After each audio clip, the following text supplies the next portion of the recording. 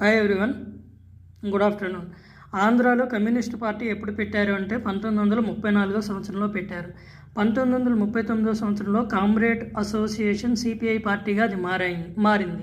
ఇందులో ఎవరున్నారు అంటే రావి నారాయణ రెడ్డి ఉన్నాడు, బద్దం ఎల్లారెడ్డి, ఆరుట్ల సోదరులు ఉన్నారు. 1941లో తెలంగాణలో సిపిఐ పార్టీ అనేటువంటిది వచ్చింది. ఓకే, ఇది గుర్తుపెట్టుకోండి. మన ఆంధ్రాలో సిపిఐ పార్టీ కమ్యూనిస్ట్ పార్టీ ఎప్పుడు ఏర్పడిందంటే 1934. కామ్రేడ్ అసోసియేషన్తో ఎప్పుడు వచ్చింది అంటే తెలంగాణలో 1939లో వచ్చింది. తెలంగాణలో రావినారాయణ రెడ్డి, బద్దం ఎల్లారెడ్డి, ఆర్ట్ల సోదరులు ఉన్నారు.